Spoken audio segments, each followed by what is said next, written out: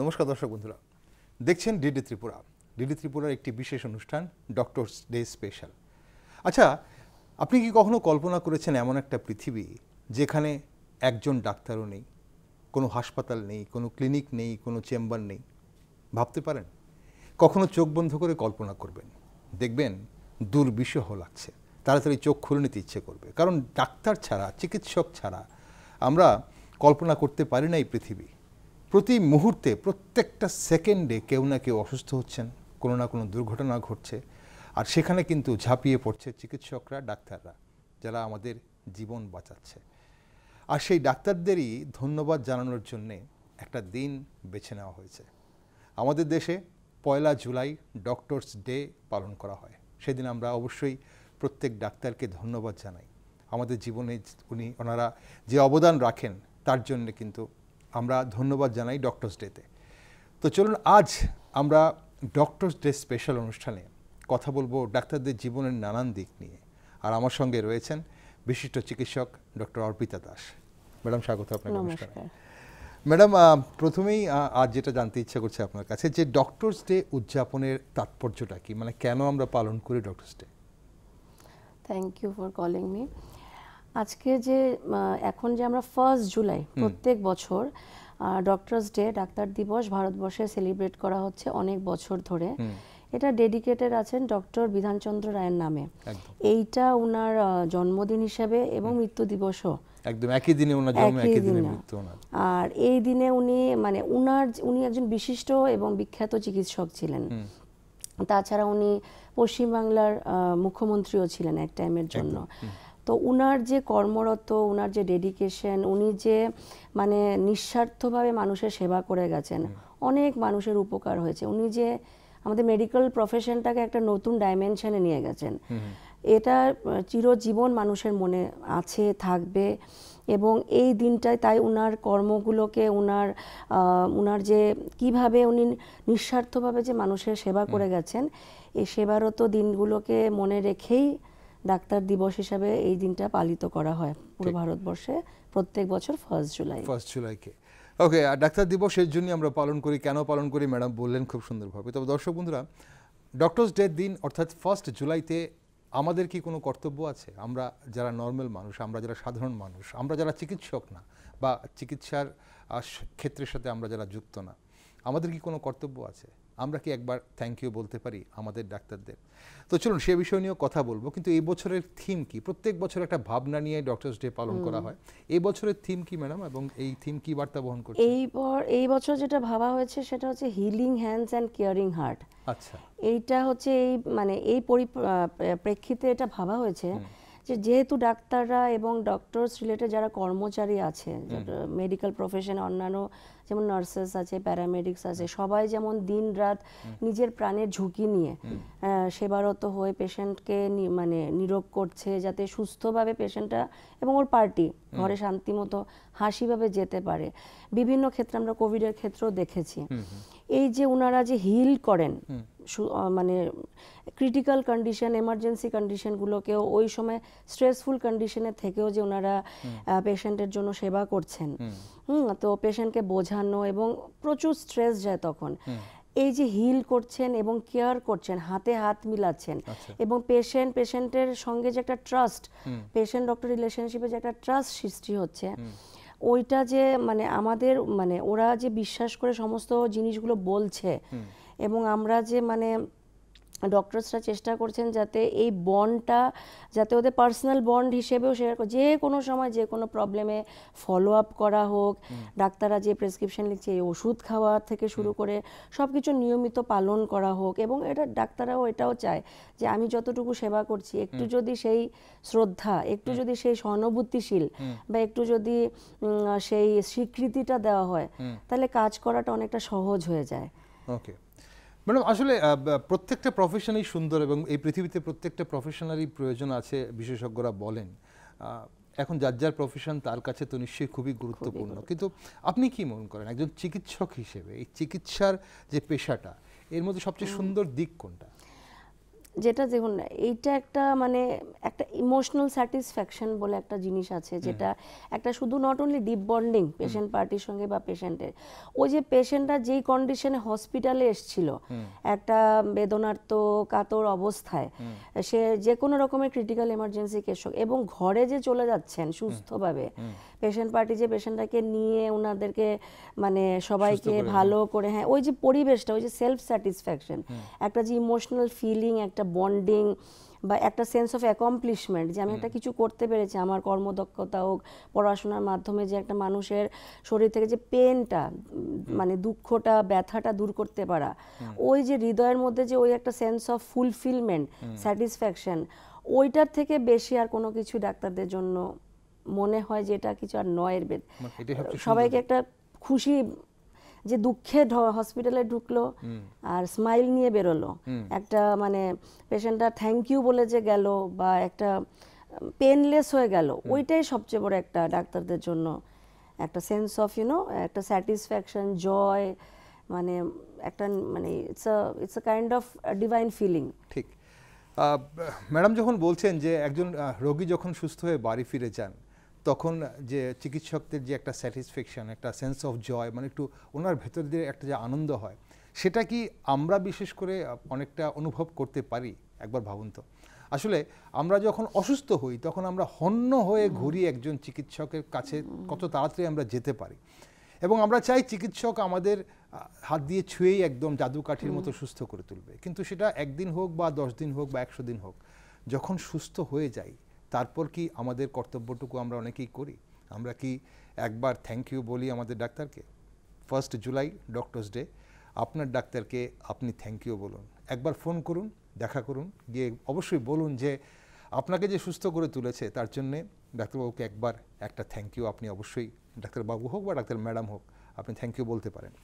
Madam, প্রতিদিনের এই যে রোগীদের যে বিভিন্ন কষ্ট, আপনারা তো রোজ দেখছেন কিভাবে কষ্ট পাচ্ছে, কষ্টটা ফিল করছেন, এই সব কিছু দেখার পর মানে রোগীর চিৎকার, রোগীর হাহাকার, রোগীর যারা পেশেন্ট পার্টি তাদেরও একটা উদ্বিগ্ন, তো সেই জায়গাটা এইভাবে মানসিকভাবে আপনারা কিভাবে শক্ত থাকেন, মানে চিকিৎসকরা কিভাবে শক্ত থাকেন? হ্যাঁ, আমি যেমন এখন ডায়াগনস্টিক ডিপার্টমেন্টে আছি, কিন্তু আমি যখন হেলথ সার্ভিস করতাম বা আমার যারা কলিগসরা করেছেন বা এখন যারা করছেন বিভিন্ন পেরিফেরিতে হেলথ কেয়ার সিস্টেমে হোক, মেডিকেল কলেজ ছাড়াও, তো ওই যে পেশেন্টের যে অ্যাজিটেশন, পেশেন্ট তো একটা প্রবলেম নিয়ে আসছে, তো কন্টিনিউয়াস 24 ঘন্টা পেশেন্টের ব্যাপারে ভাবা, ওটাকে যাতে সুস্থ করে তোলা, ওইটাই মাথার মধ্যে ঘুরতে থাকে।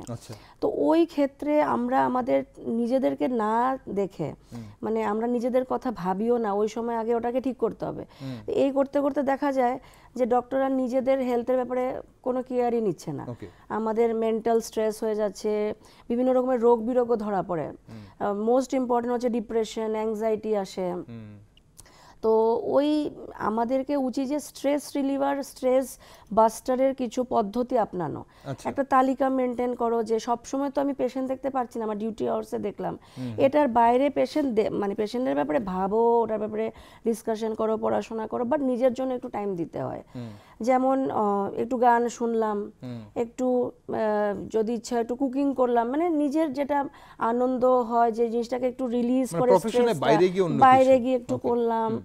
তারপরে যেমন আচ্ছা একটু বেরোলাম বন্ধু বান্ধবের সঙ্গে, একটু ইয়ার্কি ঠাট্টা করলাম, কাজের মধ্যেও করতে পারি, আফটার ওয়ার্কিং আওয়ার্স, মানে ডিউরিং ওয়ার্কিং আওয়ার্স আমার পেশেন্টটা দেখা হয়ে গেল, একটু ব্রেক পেলাম, আছে একটু নিজেকে একটু টাইম দিতে লাগবে, ঘুমটা খুব দরকার, একটু মেডিটেশন করা, একটু ভালো আহার করা, একটু নিজেকে বডি মানে একটু ওয়ার্কআউট করা বা হাঁটা, মর্নিং ওয়াক। তারপরে যেমন ধরুন একটু পরিবারের সঙ্গে একটু গল্প করা, বেরোনো, পিকনিক, একটু ফিল্মস দেখলাম, আঁকলাম, নিজের নিজেদেরকে এটা লিস্টটা বার করে নিতে হবে যে আমি কিভাবে নিজেকে একটু, আর পেশেন্ট ডিউটি টাইমের বাইরে আপনি তো কনস্ট্যান্ট আমরা দেখছি, তো না করা জিনিসটাও বলতে হবে, ডিউটির বাইরে যখন আমি নিজেকে I have to give time, আমাকে নিজেকে নিজে টাইম দিতে হবে। আমি যদি অসুস্থ হয়ে যাই তাহলে আমি তো একটা সমাজের একটা সার্টেন লেভেলে আমি মানুষদেরকে দেখছি, কাউন্সিল করছি, আমি যদি নিজেই অসুস্থ হয়ে যাই তো আমি পেশেন্টকে কি করে ইয়ে করবো?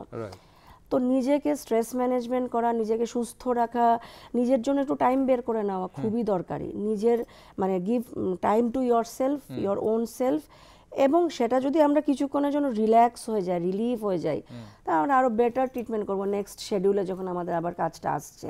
তো give a break in between sessions. এটা আমরা আসলে আমাদের সমাজ ব্যবস্থায় সবার জন্যই দরকার এই জিনিসটা, সবার জন্যই দরকার, এবং স্ট্রেস রিলিফ সবার জন্যই দরকার। আজকাল যে আমাদের জীবন যেভাবে ফাস্ট হয়ে লাইফ হয়ে যাচ্ছে, সেই জায়গাতে আমরা চিকিৎসকদের একটু অন্যভাবে দেখি। আমাদের এই জগতে বা বিশেষ করে আমাদের দেশে এবং দেশের এসব প্রান্তে চিকিৎসককে ভগবানই বলা হয়, ভগবানের পরে স্থান দেওয়া হয়। এখন সেই জায়গাতে দাঁড়িয়ে আপনি যেটা বলছিলেন যে একটু হাসি ঠাট্টা করা, একটু স্ট্রেস রিলিফ করা, অনেকেই আছে আমাদের মধ্যে, অনেক সাধারণ মানুষরাই আছে যারা মেনে নিতে পারেন না যে চিকিৎসকরা হাসছেন। চিকিৎসকদের সবসময় গুরু গম্ভীর্য থাকতে হবে, তাদেরকে একটা স্ট্যাটিক পজিশন নিয়ে থাকতে হবে সবসময়, এরকম একটা মিথ সবসময় আমাদের মধ্যে কাজ করে। তো সেই জায়গায় দাঁড়িয়ে কখনো কি চ্যালেঞ্জিং মনে হয় এটা যে যারা পেশেন্ট বা পেশেন্ট পার্টি, তাদের সামনে আপনাদের একটা আলাদা পজিশন ধরে রাখতে হয়, এবং যখন নিজের লাইফে থাকছেন বা নিজের ঘরে থাকছেন তখন একটা আলাদা পজিশন পান, এরকম কোনো চ্যালেঞ্জিং পজিশন কি মনে হয়? এটা অ্যাকচুয়ালি এখন টাইমের সঙ্গে অনেকটা চেঞ্জ হয়ে গেছে। আগে এগুলো ছিল, এখন অ্যাকচুয়ালি কি হয়েছে বুঝে গেছি, কারণ টাইমের হিসাবে রোগও চেঞ্জ হয়েছে। তখন একটু স্টিরিওটাইপ কিছু রোগ ছিল, এখন আমরা দেখছি যে কনস্ট্যান্ট কাজ করতে করতে করতে এমন একটা হাইটেন্ড লেভেল অফ স্ট্রেস হয়ে গেছে। কোভিড টাইমে দেখা গেছে যে মানে নিজেকে মানে হেলদি রাখার জন্য আমাকে একটু করতেই হবে। এখন পেশেন্ট একজন আসলো, অবভিয়াসলি সে দুঃখে আসছে, সে স্ট্রেসে আসে, পেনে আসে, ওর সামনে তো আমি হাসি ঠাট্টা করতে পারবো না, বাট চেহারাতে একটা স্মাইল যাতে ওকে দেখে পেশেন্ট একটু রিলিফ হয়। কি ডাক্তার গুরু গম্ভীর আছে বাট সহানুভূতিশীল, সংবেদনশীল, আসো বসো, সুন্দর করে মানে ওয়েলকাম করা। খিটখিট যদি করি পেশেন্টের সঙ্গে, পেশেন্ট নিজেই আরো উগ্র হয়ে যাবে। বরং ওই সময়টাকে একটু ওদেরকে স্ট্রেস রিলিফ করা, বসুন, কাউন্সিল করা। মানে সব পেশেন্ট পার্টি ধরুন আসলো না, আমিও যখন হেলথ সেক্টরে কাজ করতাম, আমি একা, আর আসছে ধরুন সঙ্গে পেশেন্টের সঙ্গে 10 জন, সবাই অ্যাজিটেটেড হয়েছে, ধরুন পয়জনিং কেস আসলো, তো পেশেন্ট পার্টিকে আগে বোঝাতে হবে, পেশেন্টকে ট্রিটমেন্ট তো শুরু করেই দিচ্ছি, পার্টিকে বোঝাতে হবে। তো আমি যদি একদম গুরু গম্ভীর ওদেরকে কিছু বোঝালামই না, ভাববে যে ও বাবা কি ধরনের। তো ওই জিনিসটা মাথায় রাখতে হবে যে হ্যাঁ, গুরু গম্ভীর মানে কি, ইন কেস অফ যখন পেশেন্ট চলে যাবে, পেশেন্টকে give a smile and take মানে গুড বাই করো। ওয়েন দে কাম, মানে time to time depend upon the situation, ওটাকে নিজেকে মানে মডিফাই করা। বাট হ্যাঁ, ডেফিনেটলি গুরু গম্ভীর তো অবভিয়াসলি আমরা human beings, we need it depends upon that মানে তাহলে তো স্ট্রেসটাও বেড়ে যাচ্ছে দিন দিন আরো। ওই মানুষটা যে সে কিভাবে পেশেন্টটাকে মানে অ্যাকসেপ্ট করছে, ট্রিট করছে, ওটা ওই ডাক্তারের ক্যাপাবিলিটি বা কোয়ালিটি। এখন কেউ যদি স্ট্রেস নিয়ে কাজ করে সে ওর ব্যাপার, কেউ যদি চায় আচ্ছা আমি চিলড আউট থাকবো, পেশেন্টকে শো করতে দেবো না। আমি কেন শো করবো যে আমার স্ট্রেস হচ্ছে ভিতরে, তাই পেশেন্টও বলারে পেশেন্টের সামনে, রোগীর সামনে কোনোদিন নিজের দুর্বল করতে পারছে না, উচিত নয়। আর কিন্তু এই যে গুরু গম্ভীর্যের কথাটা বলছি, তো আপনি তো একজন প্রফেসর, একজন চিকিৎসক, তার সঙ্গে একজন প্রফেসর। তো আবার এই যখন চিকিৎসকের সঙ্গে আবার যখন প্রফেসর আসছে, যখন আপনি পড়াচ্ছেন, তখন আপনার একটা গুরু গম্ভীর্য স্টুডেন্টদের সামনে এই রোলটা প্লে করতে কি কোনো চ্যালেঞ্জিং পজিশন আছে? এখন টিচার স্টুডেন্ট রিলেশনশিপটা একটু আলাদা। এইটা হচ্ছে আপনার পেশেন্টের পেন রিলিফের ব্যাপারটা ছিল। when it comes মানে টিচিং এর যখন ব্যাপারটা আসে, ক্লাসের সময় নর্মস থাকে 1 ঘন্টা 1.5 ঘন্টা, যতক্ষণের কাজ ক্লাস থাকুক, বিভিন্ন প্র্যাকটিক্যালস থাকে। আমি ডায়াগনস্টিক ডিপার্টমেন্টের কথা বলছি, স্টুডেন্টের পড়াচ্ছি, দ্যাট টাইম আমি স্টুডেন্টকে ফোকাস করবো, মানে থিওরি পড়াচ্ছি, বুঝতে হবে। মাঝে মাঝে ওদেরকে কিছু এক্সাম্পলসও দিলাম। সারাক্ষণ একটা মানুষের কনসেন্ট্রেশন স্প্যান ম্যাক্সিমাম 20 মিনিটস থাকে, ক্লাস হচ্ছে 1 ঘন্টা, এরা হচ্ছে যে স্কুল থেকে গিয়ে কলেজে যাচ্ছে। তো ওই সময় কি হবে, ওদের ওই মাইন্ডসেটটাকে আমাকে বুঝে নিতে হবে, যেটা এখনো টিনেজই রয়েছে, কেউ ড্রপ নিয়েও যায়। তো উই হ্যাভ টু আন্ডারস্ট্যান্ড মানে স্টুডেন্টের সাইকোলজি। সবসময় গুরু গম্ভীর পড়ালাম, বকলাম, এই না, ওদেরকে একটু রিল্যাক্স, একটু রিলিফ করতে হবে। নাহলে ওদের যদি কিছু কোয়ারি থাকে, ওরা তো জিজ্ঞেস করতে পারছে না, এই ম্যাডাম জিজ্ঞেস করে বকাবকি শুরু করে দেবে।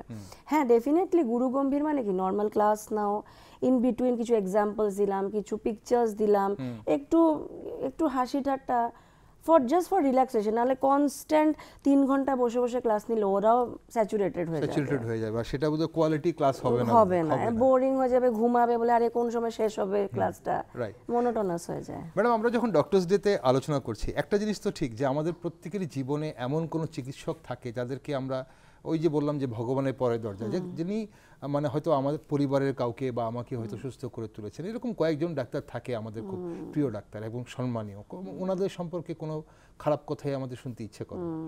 কিন্তু এভাবে কি চিকিৎসকদের কি এরকম কোনো পেশেন্ট থাকে যে মনে গাঁথা থাকে যে হ্যাঁ ওই পেশেন্টটা ছিল, আমি এরকমভাবে ট্রিট করেছিলাম? আপনার এরকম কোনো স্মৃতি আছে কি কিছু? আমার মনে আছে এরকম বেশ কয়েকজনই ছিল, আসতো, ওদেরকে বলতাম এই ওষুধগুলো খাবে এইভাবে, এতদিন পরে আমাকে ফলো আপে আসবে, পরীক্ষা নিরীক্ষাগুলো রিপোর্টগুলো আমাকে জানাবি। তো ওরা খুব সিনসিয়ারলি মানে সব প্রেসক্রিপশনগুলোর অতদিন খেতে হবে, অনেকে আছে না 2-3 দিনের ওষুধ নিয়ে নিল, কমে গেলাম এরকম, মানে স্টিরিওটাইপ। খুব সিরিয়াস পেশেন্টও দেখেছিলাম, একজন পানিসাগরে ছিলাম, ফলো আপ করার জন্য আসতো, ফোন করতো এই প্রবলেম হচ্ছে কি করব নেক্সট। তো ওই জিনিসগুলো তারপরে ভালো করে কথা বলতো, তারপরে সব কিছু নিজের মানে ওই যে পেশেন্ট ডক্টর যে ট্রাস্ট রিলেশনশিপটা, তো আমি কয়েকবারই অনুভব করেছি যে মানুষ একদম অন্ধের মতো বিশ্বাস করছে, এবং এই বন্ডটাই আমাদেরকে, এইটাই আমাদের কোয়ালিটি, যে ওদেরকে ওই জিনিসটার মধ্যে ট্রাস্ট দেওয়া যে আমি always available, you are always welcome, please আমার সঙ্গে আসো, ডিসকাস করো। যে সাইকিয়াট্রিক পেশেন্ট হোক, মেডিসিনে যাদের প্রেশার থাকে, ছোট ছোট বাচ্চা নিয়ে যারা খুব অ্যাংজাইটি নিয়ে আসে, তো আমাকে ওইভাবে মানে প্রচুর পেশেন্ট পার্টি আসতো, ম্যাডাম এই ট্রিটমেন্ট করিয়েছেন, ভালো হয়েছে, এখন নেক্সট কি করাবো, যদি ইমিউনাইজেশনের টাইম থাকে বললাম, পার্টিকুলার পেশেন্ট কেয়ারের জন্য আমার বললাম এই হাতটা ধুয়ে খাওয়াবে, বয়স্ক যারা জেরিয়াট্রিক পেশেন্ট থাকলো এইভাবে দেখবে, কেয়ারটেকারদেরকে কাউন্সিলিং করে দেওয়া। ডেফিনেটলি আমার সঙ্গে এরকম অনেক হয়েছে, স্টিল অনেক পেশেন্ট ফোনও করে, বা আমার ওই স্মৃতিগুলো রয়ে গেছে Panisagar. And people have been very depends, আমি যেরকম দেই ওই রকম পাবো, ওইরকম ঘুরে আসবে। ঠিক। আর যেটা আপনি বলছিলেন এখনো ফোন করে, এই ফোন থেকে মনে পড়ছে আমার may not be for treatment, to just মানে may not be for treatment, এমনিও জিজ্ঞেস করে, হ্যাঁ এক্স্যাক্টলি কেমন আছে। এটা হচ্ছে বন্ডিং, এটা হচ্ছে রিলেশন, রাইট। আমি সেটাই বলছিলাম যে মানে এই যে ফোন, এখন মোবাইল ফোন, আগে তো ডাক্তাররা বা চিকিৎসকরা শুধু চিকিৎসাই করছেন, চিকিৎসা করছেন, বাড়ি যাচ্ছেন, বা ওনাদের খোঁজখবর ল্যান্ডফোনে মাঝে মধ্যে যেটা হচ্ছে আসছে বা কিছু। কিন্তু এখন এই মোবাইলের জগতে অনেকেই আছেন যে অনেক ডাক্তাররা আমরা এরকম বলতে শুনি যে কনস্ট্যান্ট পেশেন্ট পার্টি ফোন করছেন, আমি তখন অন্যদের ট্রিট করতে পারছি, হয়তো অন্যদের সঙ্গে চেম্বার করছি বা আউটডোর করছি, এই সময় ফোন আসছে, মানুষ এরাও ফোন করছে চিকিৎসার কিছু জানার জন্য। এটা থেকে কোনোভাবে মনে হয় যে কনসেন্ট্রেশন কোন জায়গায় লস হচ্ছে? বা একটু তো হয় ডেফিনেটলি, ওই সময় মানে একটা জিনিসে ফোকাস করতে করতে আরেকটা, বাট পেশেন্ট তো যে কোনো জিনিসের জন্য ফোন করবে না, প্রবলেম থাকলেই ফোন করছে।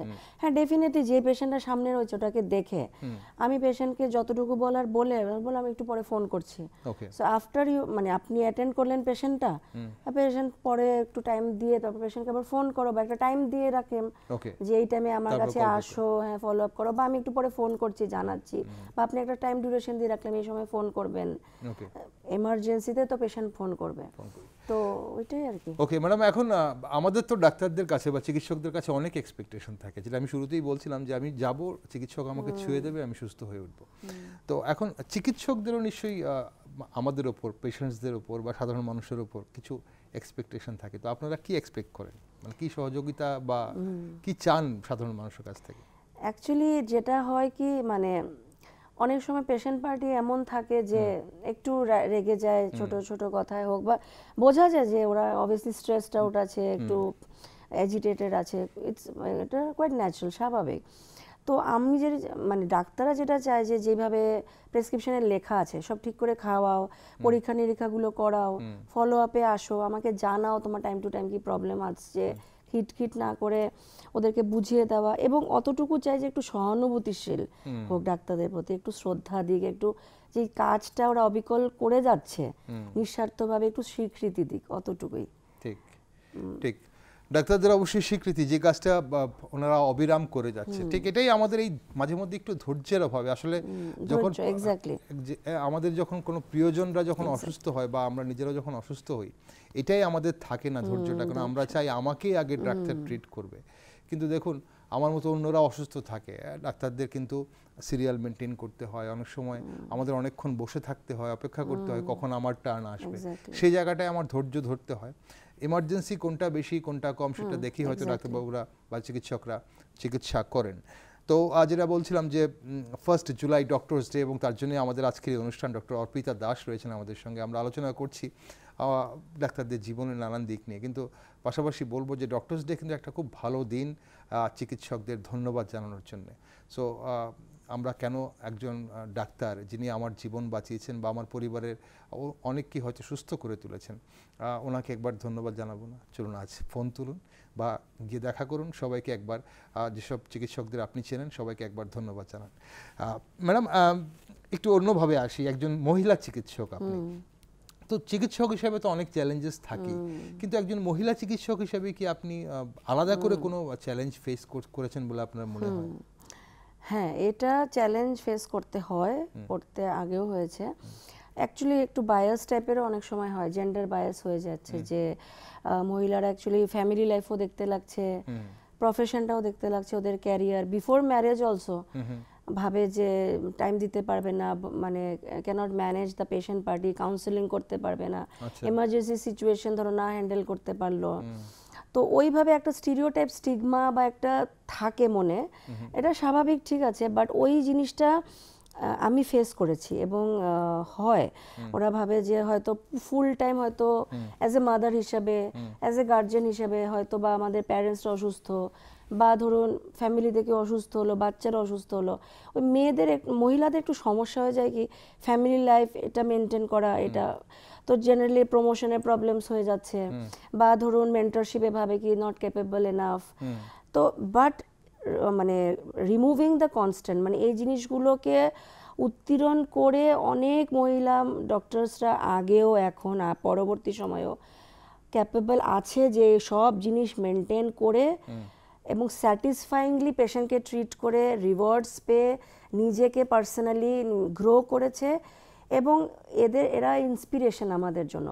যেমন আমাদের ছিলেন ফার্স্ট ফিমেল ডক্টর ইন্ডিয়াতে আনন্দিবাই গোপাল রাও যোশী, এবং ছিলেন এলিজাবেথ ব্ল্যাকওয়েল। ইনারা মানে স্টিরিওটাইপ স্টিগমা তখনকার দিনে যেটা ভাবতো মেয়েদেরকে নিয়ে, এখনো হয় বিভিন্ন সেক্টরে বা বিভিন্ন জায়গাতে, ওগুলো ব্যারিয়ার্সগুলোকে, কনস্ট্রেন্টসগুলোকে সরিয়ে ওনারা যে একটা এমবিবিএস ফর্মাল এডুকেশন নিয়ে যে চাইল্ড এডুকেশন, ফিমেল এডুকেশন সোচ্চার করা, female health is very important, female hygiene, এইগুলোর ব্যাপারে ওনারা তখনকার দিনে সোচ্চার হয়ে গেছিলেন, before, during independence, after that also.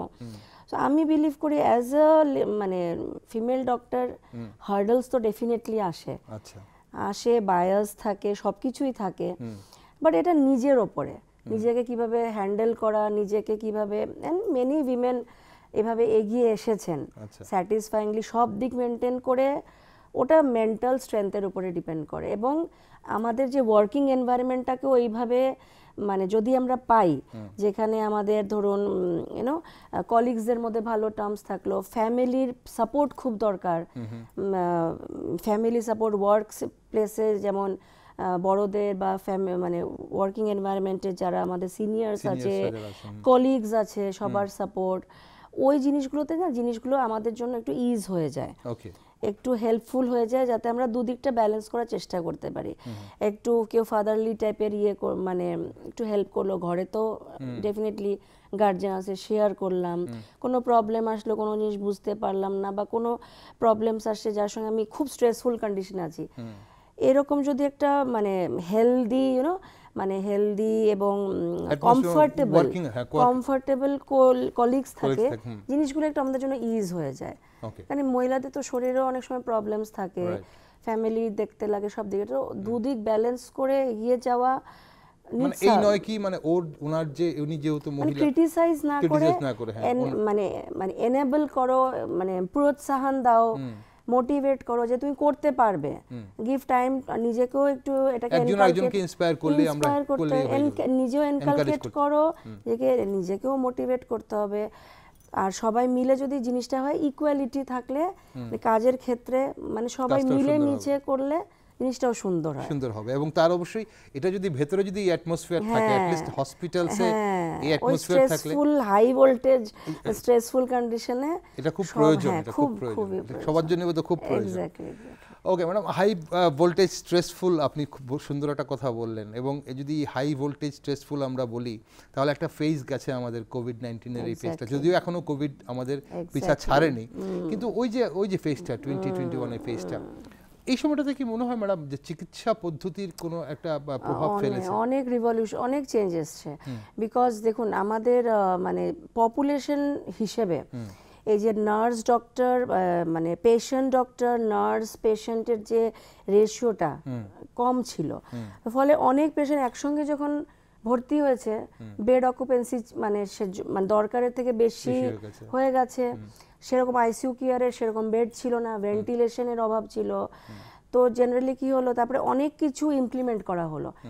Immediately কি হলো, আমরা ডিজাস্টার ম্যানেজমেন্টের থ্রু আমাদের মানে all over India, all over the world through disaster management বিভিন্ন আরও এনজিওস উঠে এসেছিলো, হসপিটালে নিজ বিভিন্ন প্রাইভেট পাবলিক পার্টনারশিপের থ্রু, বিভিন্ন এনজিওসের থ্রু, বিভিন্ন সংস্থার থ্রু ওই মানে কোয়ারেন্টাইন সেন্টার করানো হলো, মাস্ক প্রোভাইড করা হলো N95, তারপরে যেমন স্যানিটাইজার বিভিন্ন আমরা, তারপরে যেমন পেশেন্টকে আমরা এইটা হচ্ছে কোভিড পেশেন্ট পজিটিভ, এরা হচ্ছে দে আর নট পজিটিভ, একটা যে কালার্ড কোটেড মানে ডিস্টিংগুইশিং ফ্যাক্টর দেওয়া হলো। পেশেন্ট যখন ইয়েতে গেল মানে টেস্ট করাতে, বিভিন্ন কিট টেস্ট অ্যাভেলেবেল করা হলো। টেস্ট করানোর জন্য পেশেন্টকে আমরা বিভিন্ন লেভেল বা জোন হিসেবে ডিস্ট্রিবিউট করে দিলাম। তারপরে সোশ্যাল ডিস্টেন্সিং মেনটেন করলে একটা পেশেন্ট আরেকটা পেশেন্টের মাঝখানে একটু ব্যবধান হয়ে দাঁড়ানো।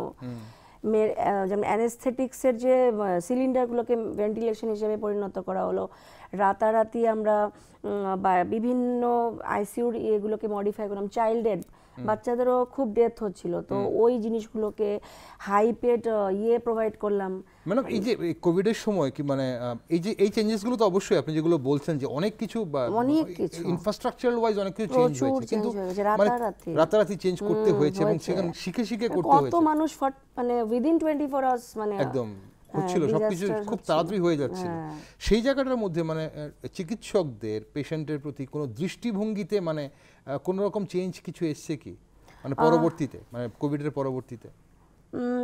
ডেফিনেটলি, মানে আগে যেমন 1-to-1 ইন্টারাকশন হতো, বসো ওয়েট করো, এই এখন টেলিমেডিসিনের এসে গেছে, রাইট? হ্যাঁ না, ওটা হচ্ছে মানে অনেকটা জিনিস মানে রিল্যাক্স করে দিয়েছে।